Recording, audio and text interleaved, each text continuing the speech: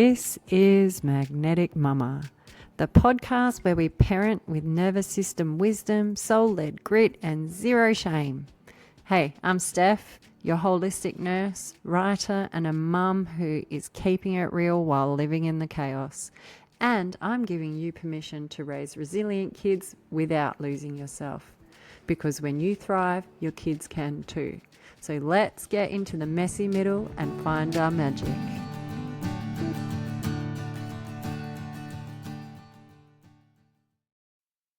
Hey there, and welcome back to Magnetic Mama.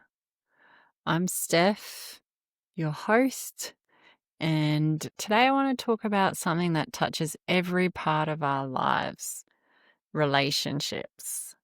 And not just the romantic ones, but friendship, family, and the everyday connections that shape us and shape your kids. So first of all, I want to be very clear. I'm not a relationship expert, but what I am is a parent, a facilitator of workshops around relationship, and someone who's worked with young people for years, including in programs like Love Bites, which focuses on building awareness around respectful relationships and identifying red flags. So this is a conversation, not a lecture, and it's exploring with some stories and some science and some messy truths. So I hope you enjoy this. I think it's really important to understand as parents our connection to relationships and what that looks like. And just to reconfirm that nothing has to be perfect, and there are no perfect relationships, but we do know that there are healthier relationships than some, and we will kind of explore the difference between, unhealthy relationships and abusive relationships, because that's a whole different world. So, just want to distinguish the difference, and if it is an abusive relationship, then please seek help, because that requires a whole different level of support. So what I'm talking about is Western culture and the perception of love and marriage, and how it's sort of been connected to personal fulfillment, it's not, different cultures have different perception of relationship, marriage, and love. Whereas in the West here, we've kind of jumped on this Hollywood bandwagon of fairy tales, Disney, rom-coms, and the media sort of shaping what we think relationships should look like. But in contrast to this, the reality is relationships are often messy, full of friction, sometimes require repair and resilience and robustness. So I know my perception of relationships was definitely conditioned by the way that I grew up, and I think I often did have some fairy tale ideals about love, romance, and marriage. So definitely having to reteach myself and explore on a much deeper level what the meaning of love is for me, and then how that plays out in my relationships. And so some of the patterns I developed were beautiful and helped me connect deeply, and others left me stranded in situations I didn't know how to navigate. And even though I tried to do relationships differently to my parents, my defaults often got in the way. And so I've spent a lot of time self-reflecting and healing those inner child misconceptions about love, romance, and relationship. But it also got me asking myself, what are the messages I'm sending to my kids? And that definitely influences my current thinking. My kids are tweens and teens, and there's lots of discussion around relationships at the moment, and I'm very, very conscious of what my relationship looks like with my husband and what we're projecting and reflecting onto them. And I'm not sure what the outcome will be because only time will tell, but I think having that awareness and knowing that no relationship is perfect is a pretty good start in giving them a balanced view. But as I said, it's not perfect.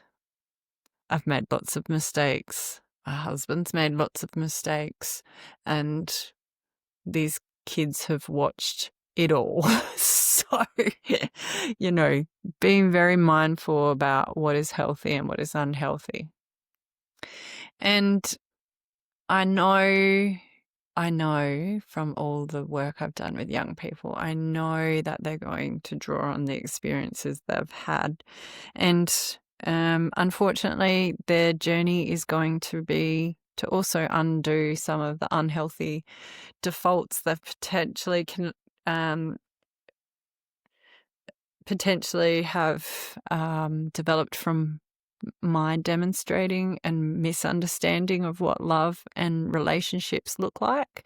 So, my kids are going to have their own journey around what love and relationship looks like to them.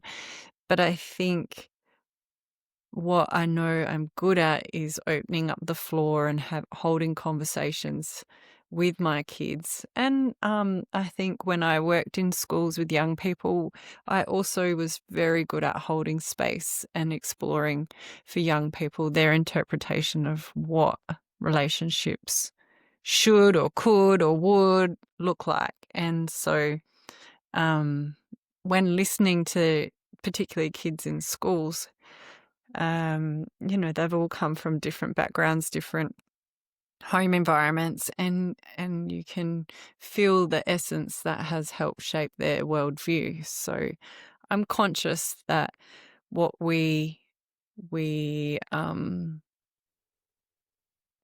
do in the environment around our children, we live in communities, and so the kids are influenced by, obviously nowadays, social media. One thing that was really big when I worked in schools was young people getting their concept of love and relationships from porn. Even though they're only year 7, 8 or 9, they were still accessing online materials that potentially shaped what they thought relationships should look like. And yet in the real world, when they developed their own relationships, that unrealistic view of porn was not necessarily playing out, and helping young people distinguish between those real and unreal situations. And also in the program Love Bites, run by NAPCAN, in a beautiful program. I mean, I used to run it over 10 years ago, and then and back then it was really about raising red flags for young people, because sometimes, that first love or those first relationships, we get very caught up in what we're new to. We've all been there. We've all been in a new relationship, and you're so naive, and, you have these very different ideas to what is real. And Love Bites was a really powerful program in helping young people identify healthy and unhealthy relationships. And the program would run sections on red flags. So, really helping to identify domestic violent type of relationships, or when someone's being controlling and managing jealousy, and all these really deep things that no one sort of portrays in the Hollywood movie necessarily. Though I do think in the modern era they're getting better and a bit more realistic. But, previously it's very idealistic views on how love and relationships should look, which often undercuts the real view of the tension, the boring bits, the miscommunication, the difference of values, all those things. And so Love Bites was a program we used to run with year 7s, year 8s and year 9s, and really help start, because it's only the tip of the iceberg really, isn't it? But start getting their young forming brains to think a bit beyond what they see in social media or on the Netflix series or TV or porn. So Love Bites was a very powerful program that I used to co-facilitate and help young people distinguish between healthy relationship behaviors and unhealthy relationship behaviors in love and in friendship, right? Because relationships aren't just all romantic. We used to highlight to these young people all the different types of relationships that can exist. And, the kids would brainstorm and come up with the relationship with their pets, the relationship with their coach in footy or netball or swimming, whatever it is, dance, whatever it was that they did outside of school, relationship with their teachers, relationship with their peers and their besties, and the relationship they had with their non-friends. And then you can even be more abstract and like the type of relationship you have with social media or your phone. And it was really important to recognize certain characteristics of relationships that we called red flags, like control, manipulation, isolation, and lack of respect. And we would build these relationship walls of what was a healthy relationship, and they had to go off and brainstorm what were healthy attributes to relationships versus unhealthy relationship attributes. So emphasizing that it's really important to understand the multi-layers of relationships, the different types of relationships. So as a magnetic mama, parent advocate, I encourage all parents to take a moment and take a step back and have a little, what do you call, inventory of your own relationships and how you present in them, and kind of pull apart what you think are good attributes to have in a friendship, relationship, romantic relationship, your partnership, and differentiate that between how you are in a work relationship or in a community setting, how you connect in relationship.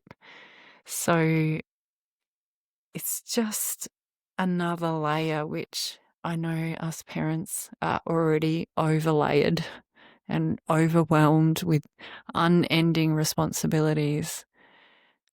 But I do think by being observant of your behaviors in relationship now is going to pay dividends down in the future. And as I've said in the past, my training is in health education and health promotion, and you plant seeds now and you see the trees later. So it's not instant gratification work. It's the long haul. It's the process. It's the messiness and unpacking and repacking. So no pressure, right? And I think one thing that's interesting is, I am a very non-perfect human. My relationships are quite messy, and I'm a fiery character, but I'm also a recovering people pleaser, and I've often not had very healthy boundaries, and will either go all out or I will hide and hibernate. Not all of my relationships are always very healthy, and sometimes the kids see that and I lose my shit at my partner, and poor thing, it's probably more frequent than it should be because I just am emotional and super sensitive and always feel like I'm working on trying to be a better version of myself, which can be quite chaotic for my family. Apologies. But I also am conscious that in times that I have made mistakes or I have been inappropriate or I have lost my shit and it's just been rude and mean, then I will apologize and I will acknowledge my bad behavior and kind of hope and reinforce to my young people that that's not actually how good adults behave sometimes. And so I spend a lot of time apologizing, but it also gives me the opportunity to show my children that I'm not, I am real and I'm still learning how to be in relationships and trying to improve how I show up in those relationships. And I think even just creating that space for discussion, hopefully will sort of break these generational cycles of, this is how it is and that's how we do it. And blah, blah, blah, blah, blah, blah, blah. And hopefully that's something that my children will be able to work through, and they're going to have to work it out themselves too, right? Like I can only do so much. They will have in their lifetime their own experiences that will shape how they connect with others, and that's fine. But I guess being able to model repair awareness and acknowledging when I'm wrong or I've done the wrong thing or I haven't been as a very nice person or I said some pretty mean words, that I own that and I apologize and I don't excuse it because it's not okay, but it's also I'm human, having a human experience.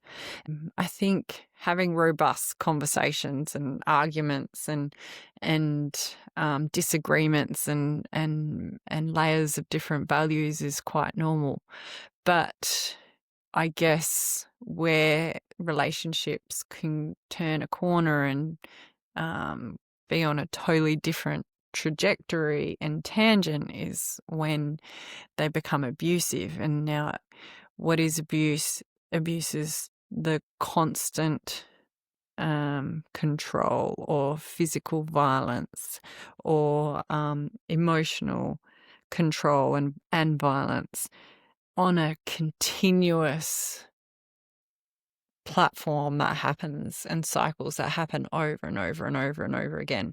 And that is a totally different vibe to what I'm talking about.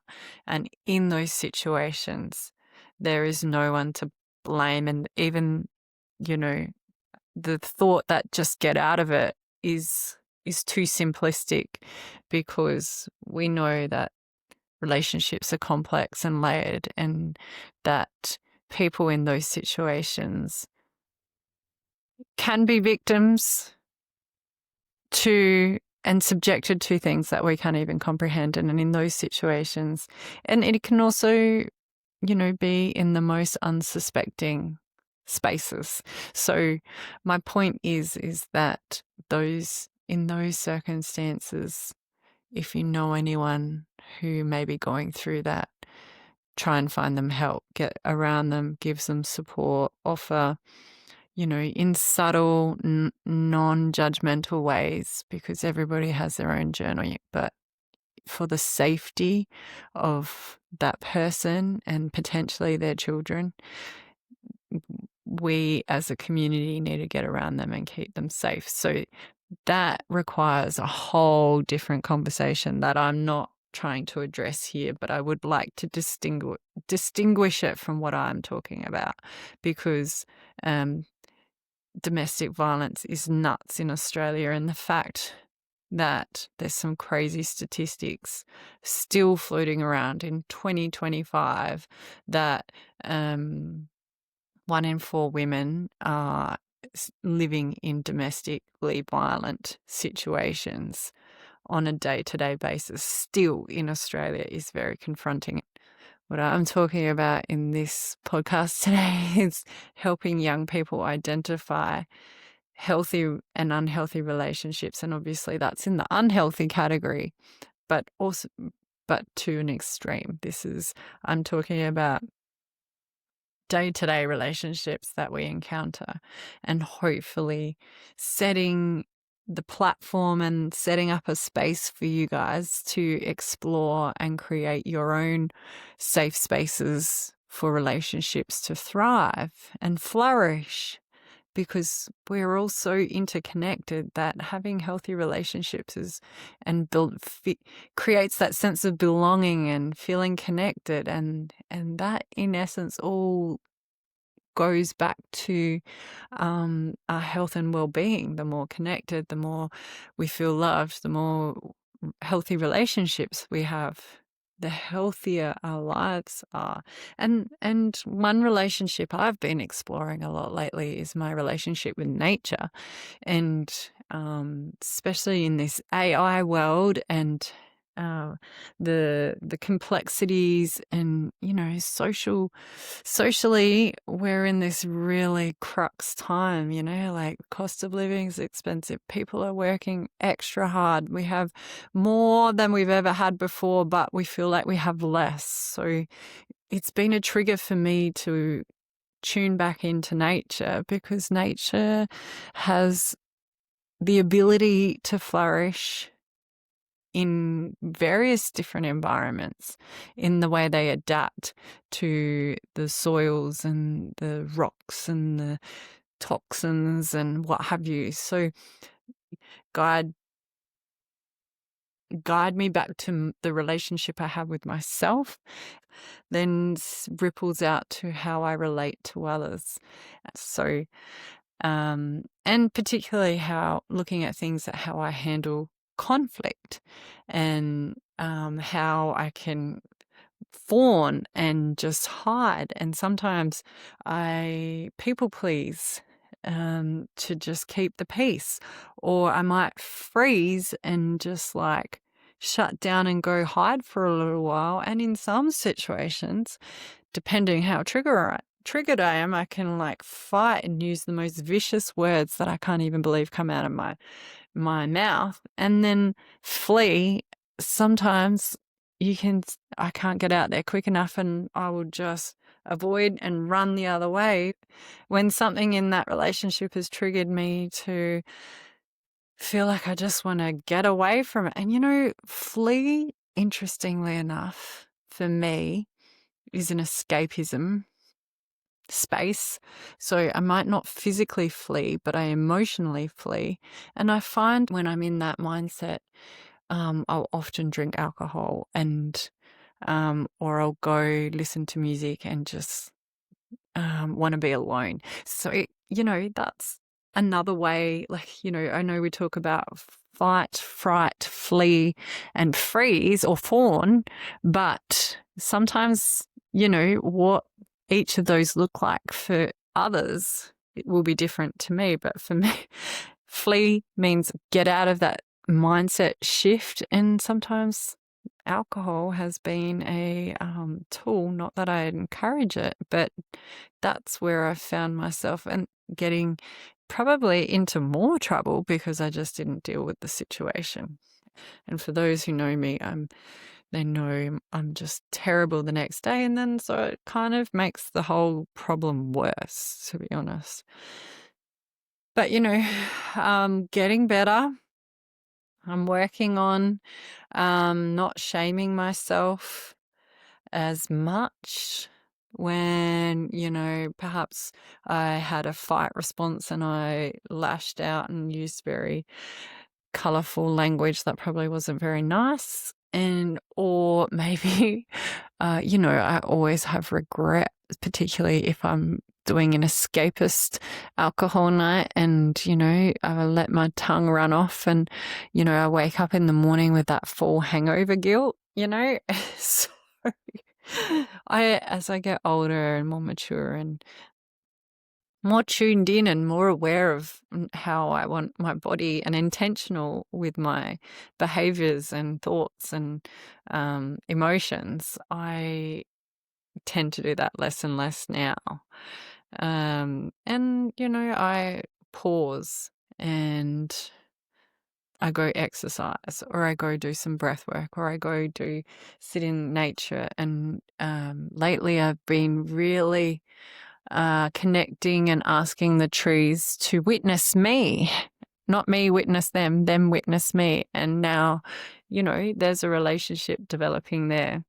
So I kind of want my kids to see that side of me more than I want them to see the fleeing acopic, go have a few drinks me, because that cycle doesn't always end up very healthy. Whereas I know if I go sit in nature, or if I go do a workout, or if I go for a walk, or I just have that pause, I know that the outcome will be a much more balanced and hopefully more effective and productive kind of outcome versus the flee escapism. And again, it's not about being perfect or perfection. It's just about that awareness, So I really, really invite you to think about your own defaults and what scripts you have, and that you may be subconsciously passing on to your young people about relationships, and particularly your relationship with yourself, and then how you relate to others, and your close relationships, your loving relationships, your romantic relationships, your friendships, your workships, your kids, you and your kids' relationship, and how that plays out in your life at the moment. And something that's very, very interesting, I think, and it kind of brings me back to why this topic is so important, because we know current global trends are changing in terms of population. Youth populations are now being found in African and Asian countries, right? Whereas the European, the Western, the Australian, the US, we're all sort of having like one or two kids, if that, because a lot of people these days are choosing not even to have kids, right? And because the cost of living, the drama, so we're having a whole global landscape change coming up in the future. So I think how we plant the seeds of relationships and all the different types of relationships in our young people now depends how you condition them and shape them and influence them, but can potentially influence how our young people will be able to relationship with this global trend of change. Like the globalization, the movement of and migration of humans is evolving, and there is just going to be a very different demographic when they're older. And how are they going to be able to adapt to that? And what kind of relationships will they be having? And I come from an interracial marriage and family, and I think that's going to happen more and more and more as globalization and migration increases. And so it's creating and evolving the human species, to be honest. It's diversifying the gene pool.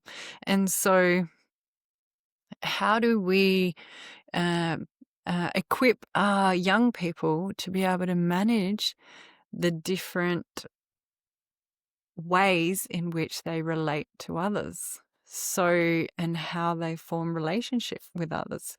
And so I think if we sort of hand over the mindset of family, love, partnership, that is compassionate and kind, and therefore they will be more adaptable, resilient, and empathetic to navigate the vast different perceptions of what loving relationships look like, or friendships look like, or work relationships look like, because all the different cultural worldviews will be coming closer and mingling in together.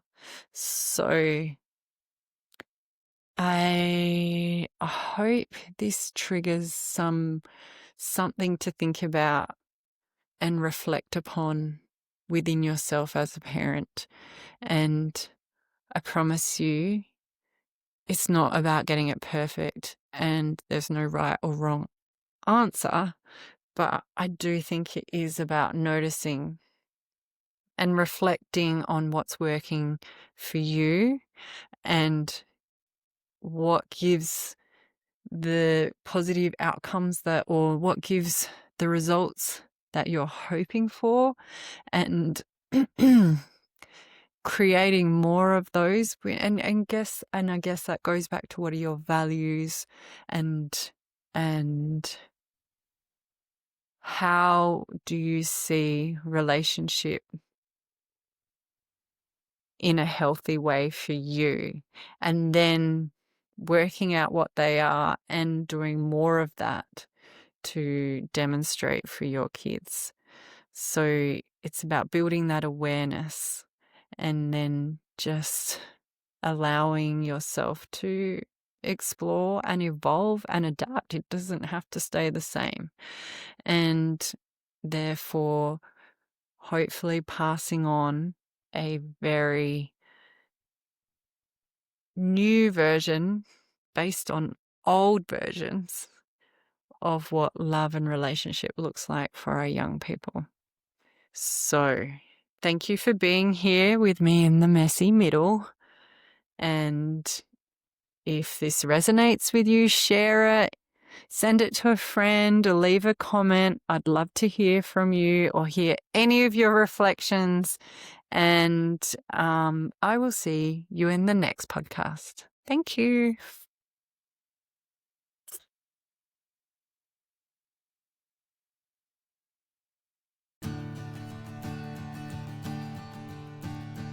Thanks for listening to Magnetic Mama.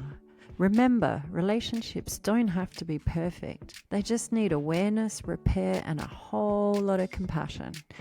If today's episode resonated, share it with a friend or leave a review so more parents can find these conversations.